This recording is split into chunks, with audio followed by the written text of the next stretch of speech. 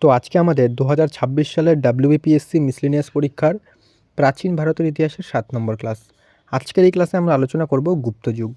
তো আগের ক্লাসে আমরা আলোচনা করেছিলাম মৌর্যের পরবর্তী যুগ এবং তারপরে আমাদের আসে গুপ্ত যুগ। তো আজকের এই ক্লাসে অর্থাৎ 7 নম্বর ক্লাসে আমরা সম্পূর্ণ গুপ্ত যুগটা আলোচনা করব। ঠিক আছে? আর যারা ক্লাসে নতুন তাদের বলে দিই, আমরা কিন্তু অলরেডি তোমাদের জন্য 6টা ক্লাস দিয়ে দিয়েছি প্রাচীন ভারতের ইতিহাসে। তো অবশ্যই কিন্তু সেই ক্লাসগুলো দেখে আসো। তার লিঙ্ক ডেসক্রিপশনে পেয়ে যাবে, অথবা তোমরা আমাদের চ্যানেলের প্লেলিস্টে যাবে, সেখানে দেখবে একটা মিসলেনিয়াস 2026 বলে একটা প্লেলিস্ট করা রয়েছে। সেখানে ক্লিক করলেই পরপর তোমরা পলিটির ক্লাসগুলো দেখতে পারবে, তাছাড়া তোমরা ইতিহাসের ক্লাসগুলোও কিন্তু দেখতে পারবে। ঠিক আছে?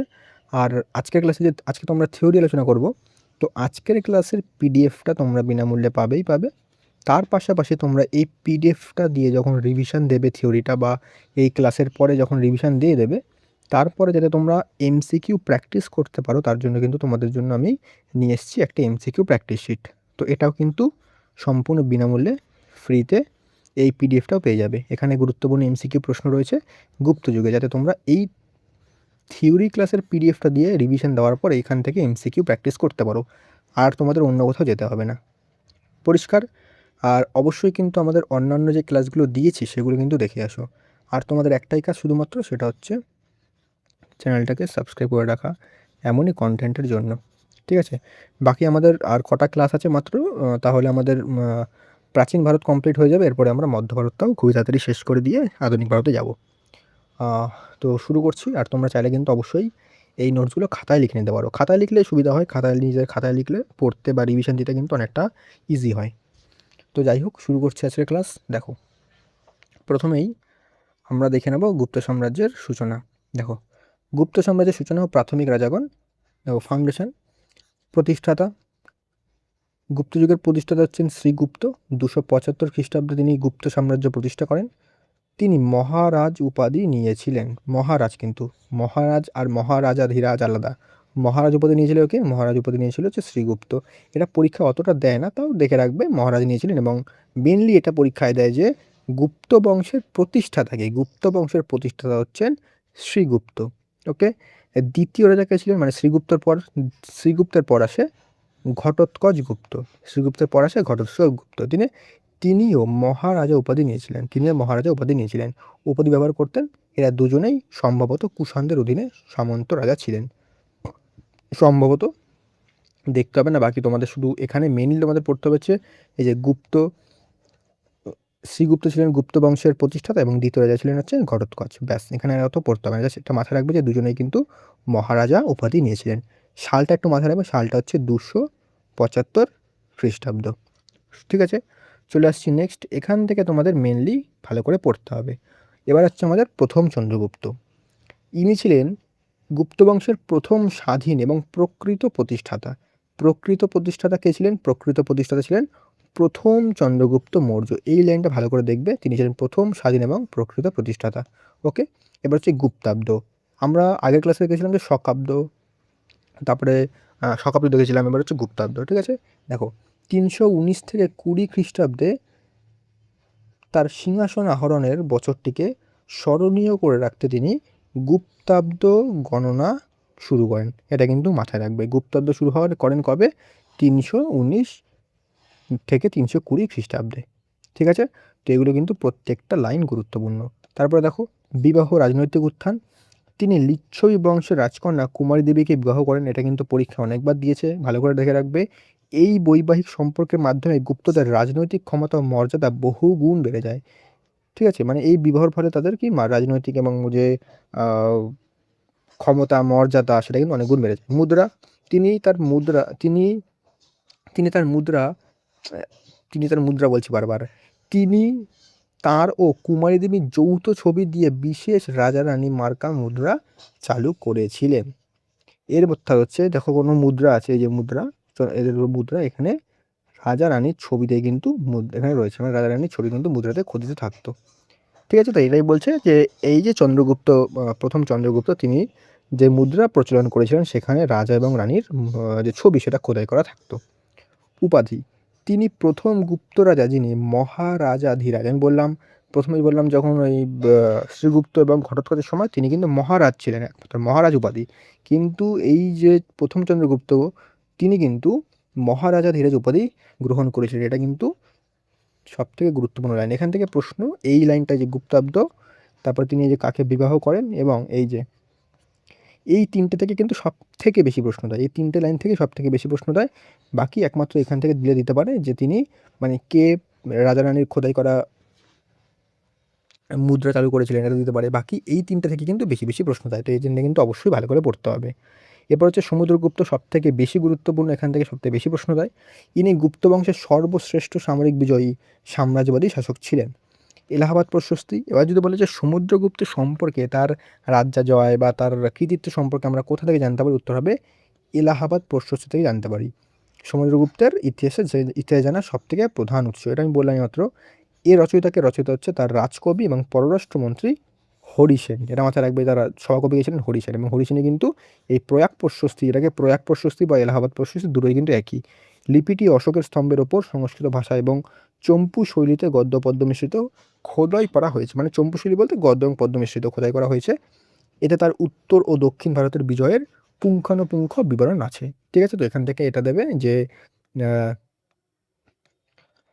কোথা থেকে আমরা সমুদ্রগুপ্ত সম্পর্কে জানতে পারি, উত্তর হবে এলাহাবাদ প্রশস্তি বা প্রয়াগ প্রশস্তি, এবং লিখেছেন কি হরিসেন, বা সমুদ্রগুপ্ত সভাকবি লিখেছিলেন, সমুদ্রগুপ্ত সভাকবি ছিলেন হরিসেন। তো এগুলো কিন্তু অবশ্যই দেখতে হবে।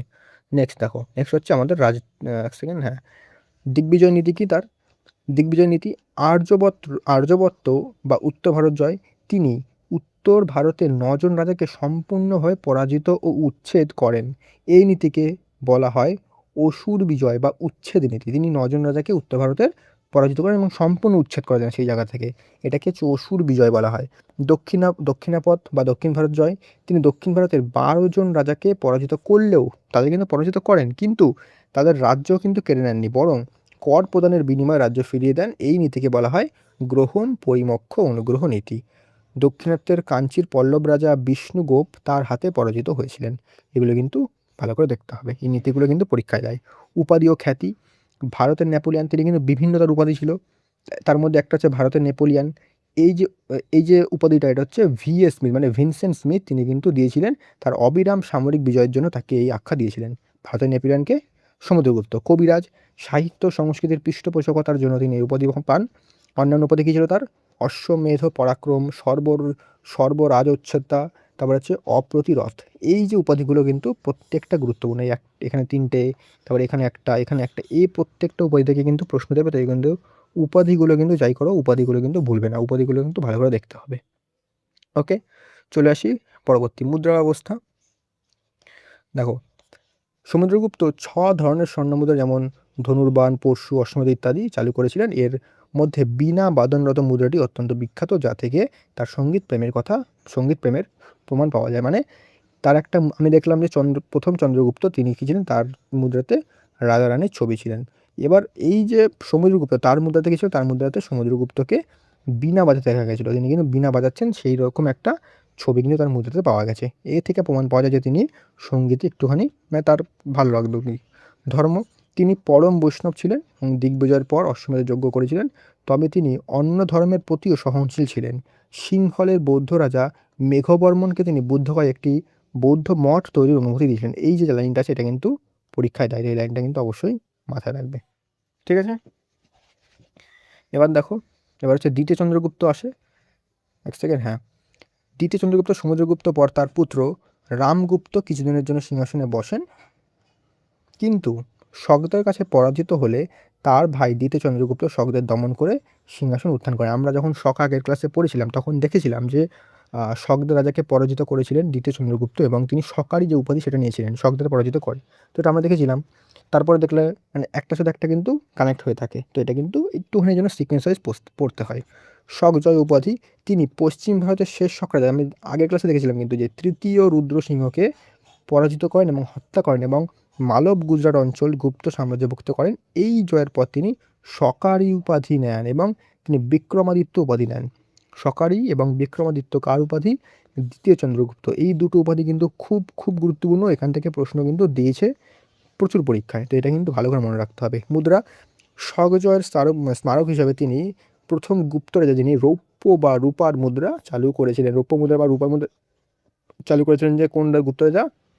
উত্তর হবে দ্বিতীয় চন্দ্রগুপ্ত বা বিক্রমাদিত্য। রাজধানী, তার প্রধান রাজধানী ছিল পাটলিপুত্র, কিন্তু মধ্যপ্রদেশের উজ্জয়িনী তার দ্বিতীয় রাজধানী গড়ে তোলেন। ফাহিন, এটা ভালো করে মাথায় রাখতে হবে। 399 থেকে 414 খ্রিস্টাব্দের মধ্যে বিখ্যাত চীনা পরিব্রাজক তার রাজত্বকালেই ভারতে আসেন এবং তার ভারত ভ্রমণ সংক্রান্ত বিখ্যাত বইটির নাম কি? ফো কুও কি। ফাহিয়েন, তিনি ছিলেন কিন্তু প্রথম চীনা পরিব্রাজক ফাহিয়েন। আর দ্বিতীয় যে চীনা পরিব্রাজক ছিলেন ইউয়েন সাং, তিনি কার রাজত্বে ভারতে আসেন সেটা কিন্তু আমাকে কমেন্ট করে জানাও। ঠিক আছে, তার বিখ্যাত বই হচ্ছে ফো কুও কি। ঠিক আছে, তারপর দেখো নবরত্ন, দ্বিতীয় চন্দ্রগুপ্তের আমলে নবরত্ন ছিলেন। তার রাজসভায় বিশেষ করে উজ্জয়িনী সভায় 9 জন বিশিষ্ট পণ্ডিত বা নবরত্ন দ্বারা অলঙ্কৃত ছিল। কে কে ছিল? কালিদাস মহাকবি, বরাহমিহির ছিলেন জ্যোতির্বিদ, অমর সিংহ ছিলেন অভিধানকার, তিনি অমরকোষ লেখেন, ধন্বন্তরী ছিলেন চিকিৎসক, তারপরে হচ্ছে খপনক ছিলেন জ্যোতিষী, শঙ্কু ছিলেন স্থপতি, বেতাল ভট্ট ছিলেন জাদুকর, ঘটকপর ছিলেন হচ্ছে কূটনীতিবিদ এবং বারুচি ছিলেন ব্যাকরণবিদ। তো এগুলো কিন্তু কে কী ছিলেন বা নামগুলো কিন্তু অবশ্যই মাথায় রাখতে হবে। এবার হচ্ছে প্রথম কুমারগুপ্ত, দ্বিতীয় চন্দ্রগুপ্তের পরাশক প্রথম কুমারগুপ্ত। তার উপাধি ছিল মহেন্দ্রাদিত্য এবং শ্রী মহেন্দ্র। এই উপাধিগুলো মনে রাখবে। নালন্দা বিশ্ববিদ্যালয়, এটা কিন্তু সবথেকে বেশি গুরুত্বপূর্ণ। তার রাজত্বকালে বিহারে প্রাচীন ভারতের বিখ্যাত শিক্ষাকেন্দ্র নালন্দা মহাবীর বা নালন্দা বিশ্ববিদ্যালয় প্রতিষ্ঠিত হয়।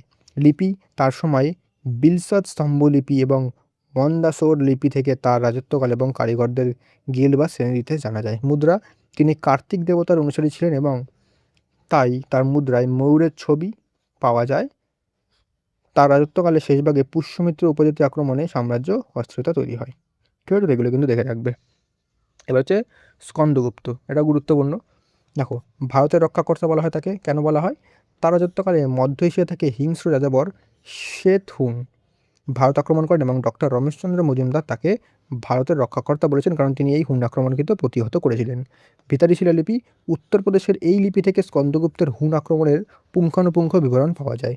গুজরাটের জুনাগড় লিপি থেকে জানা যায় যে স্কন্দগুপ্তের আমলে অতিবৃষ্টির কারণে সুদর্শন হ্রদ বাঁধ আবার ভেঙে যায় এবং তিনি তার নিযুক্ত সৌরাষ্ট্রের রাজ্যপাল পর্ণদত্ত ও তার পুত্র চক্রপালিত নিজেদের উদ্যোগে এই বাঁধটি পুনরায় সংস্কার করেন। আমরা দেখলাম যে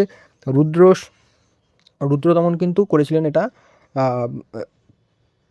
ঠিক করেছিলেন, আবার কিন্তু এটা ভেঙে যায়, কিন্তু আবার তিনি এটাকে পুনরায় আবার ঠিক করেন।